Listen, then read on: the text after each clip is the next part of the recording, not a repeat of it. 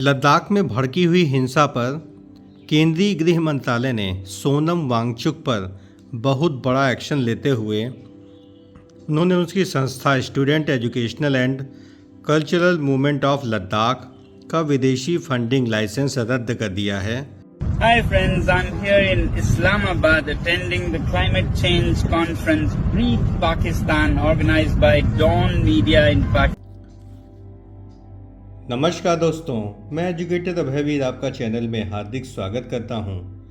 मित्रों, बहुत बड़ी घटना लद्दाख में सामने आई है और लद्दाख में जेनजेट की तरह एक विद्रोह भी भड़का और तमाम भाजपा के कार्यालय जलाए गए और इसमें जो सबसे बड़ा सूत्रधार निकला है वो सोनम वांगचुक है। आपने मूवी देखी होगी 3 इडियट्स, उसमें फुंगसुक वांगडू पर एक मुख्य पात्र और किरदार था। बस उसी सोनम वांगचुक पर ही इसको लिया गया था, लेकिन इसकी असलियत क्या निकली, इससे पूरा देश हिल गया है। अब देखिए, सोनम वांगचुक पर बहुत बड़ी खबर सामने आई है कि सोनम वांगचुक पर रासुका लगाई गई है, एनएसए एक्ट लगाया गया है और इनको गिरफ्तार करके जोधपुर जेल भेजा गया है। Hi friends, I'm here in Islamabad attending the climate change conference Breathe Pakistan organized by Dawn Media in Pakistan, and I presented my views on what can be done in the high Himalaya. अब इसमें आप देखिए कि इसमें मुख्य खबर क्या है।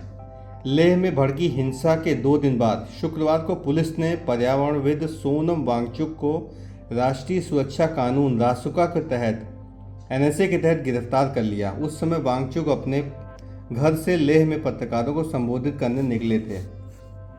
वांगचुक की गिरफ्तारी के बाद केंद्र से 6 अक्टूबर को निर्धारित वार्ता से पहले 27 से 28 सितंबर को दिल्ली में केंद्रीय गृह मंत्रालय के अधिकारियों और लेह कारगिल के प्रतिनिधियों के बीच होने वाली बैठक में अब टलने के आसार बढ़ गए हैं।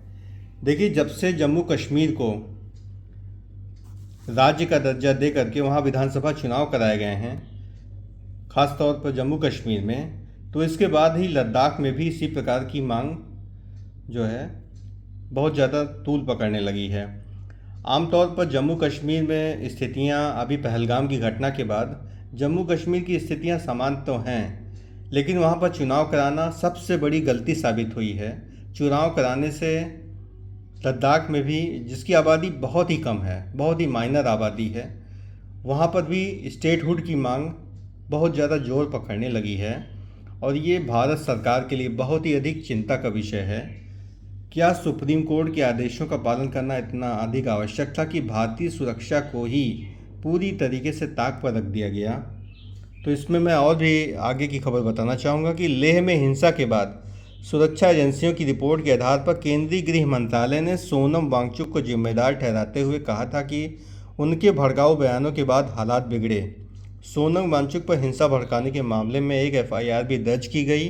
इसमें उग्र हुए सोनम वांगचुक ने केंद्र सरकार को धमकी दी थी कि अगर उन्हें गिरफ्तार किया गया तो मुश्किलें बढ़ेंगी। और इस बीच लेह में लगातार तीसरे दिन भी निषेधाज्ञा जारी रही और एहतियात के तौर पर इंटरनेट सेवाएं बंद रखी गईं।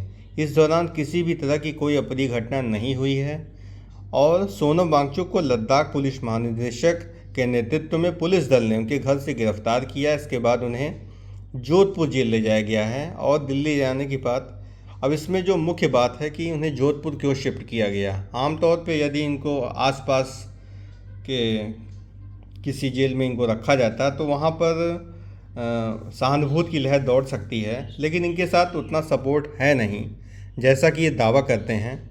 और ये मोहम्मद यूनुस के साथ साथ पाकिस्तान की यात्रा पर भी गए थे और उन्होंने एक तरीके से जम्मू कश्मीर में जनमत संग्रह की बात की, यानी विभाजनकारी तत्वों को ये खुले तौर पर बढ़ावा दे रहे हैं।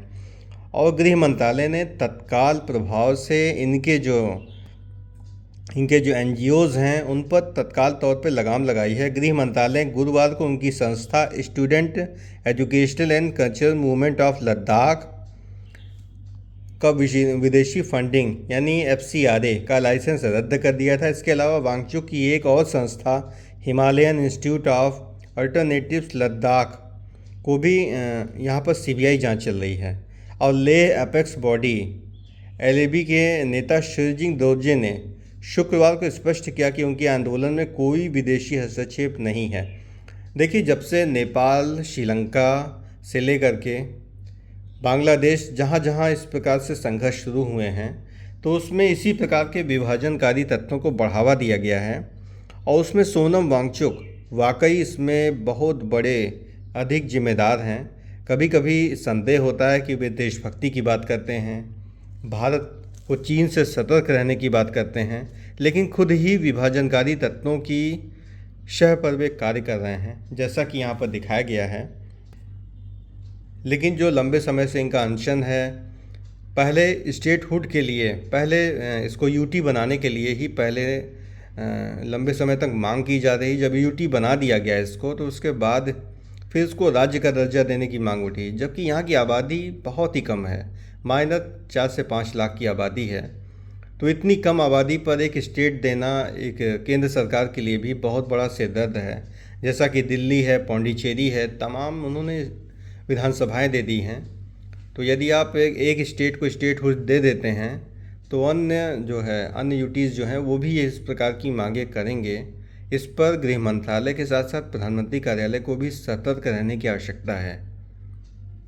जय हिंद, जय भारत।